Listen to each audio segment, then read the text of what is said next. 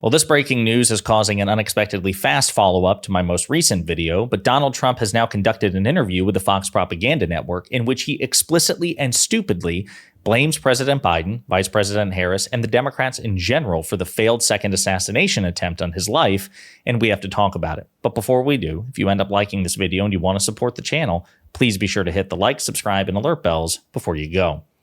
All right, friends, again, I wasn't expecting this, or certainly not as quickly. I thought certainly Donald Trump would be interviewed. Certainly he would throw President Biden and the Democrats under the bus, but he did it pretty quickly. And so here's a follow-up. But yeah, he sat down for an interview, or rather was questioned by Fox News Digital. And we have the article here. Trump blames Biden-Harris rhetoric for latest assassination attempt, says he will save the country.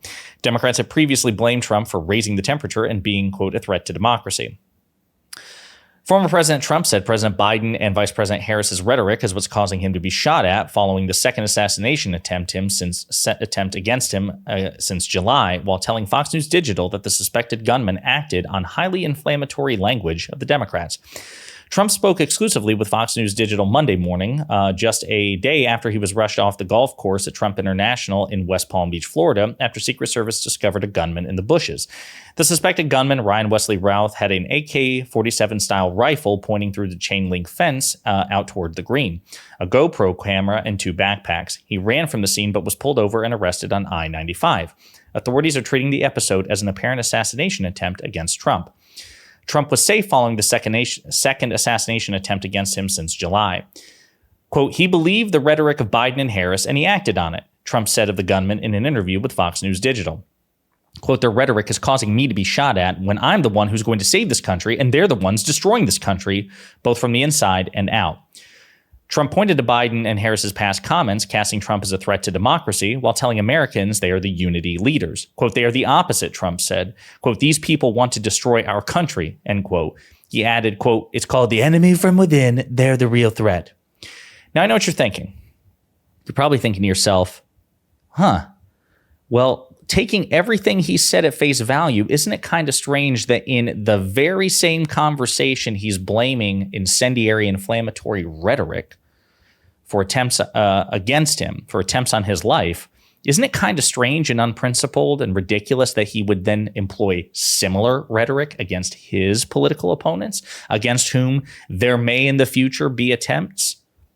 It sounds like Trump's critique is not particularly principled, and he's cynically employing it simply to bludgeon his political opponents. And as a matter of fact, to that point, I didn't gather every single clip doing this, otherwise we'd be here for like 4 days, but I want to treat you to a montage of the various times that Donald Trump has referred to President Biden, Vice President Harris, and the Democrats as threats to democracy, threats to the country, and threats to the American way of life. We're going to play this montage just to refresh the sort of rhetoric that Donald Trump employs regularly against his opponents.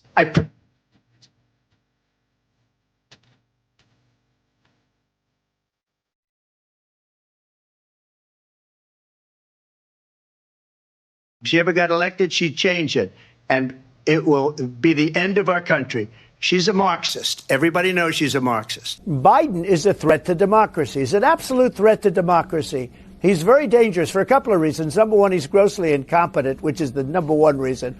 But he's also, actually, in his own way, it's not him. It's the people that surround him. You got some very bad people surrounding him at that desk. This is the worst, most dangerous, and he is a threat to democracy for a number of reasons. Number one is he's incompetent. He's a threat to American democracy. Joe Biden is a threat. It's no wonder crooked Joe Biden and the far-left lunatics are desperate to stop us by any means necessary. They are willing to violate the U.S. Constitution at levels never seen before in order to win this election. Joe Biden is a threat to democracy. There you go. Like I said, that's not even a comprehensive montage of the times that Donald Trump has insulted, demeaned his opponents in ways that suggest that they are dangerous, they're going to destroy the country. Again, he used very similar rhetoric on the day that his insurrectionists, that his supporters engaged in insurrection on the U.S. Capitol, that he said, fight like hell or we're not going to have a country anymore. So again, it goes back to the principle of the thing. If Donald Trump sincerely believed what he said, then it would follow, being a responsible leader, that he would not employ that same rhetoric. But he does, suggesting that, again, it's just a cynical tool. As far as I'm concerned, I think it's perfectly fair to call threats to democracy threats to democracy. And as a matter of fact, so does former Republican Congressman and former Trump-supporting Republican Congressman Adam Kinzinger, who had this to say on the topic of how to address Trump in the aftermath of the first failed assassination attempt against him. And I think the logic still applies here. Now, the question going forward is, how do we, talk about Trump? And here's my answer. The same. Do not let them intimidate us into not going after Donald Trump. Look, every adult knows that in politics, you'll say things like, we have to take Trump out so that he, doesn't destroy democracy. They know what we mean. We're talking about November 5th. Trump is a danger to democracy. He absolutely is. This is not the same as calling for an assassination of the former president. And what you're going to see now is the right and Trump supporters attempting to intimidate us against going after Donald Trump. Look at what Trump said after Paul Pelosi. Look at Trump retweeting comments about civil war. Look at Trump tweeting about Liz Cheney in a military tribunal, which by definition I take as a threat against me as well.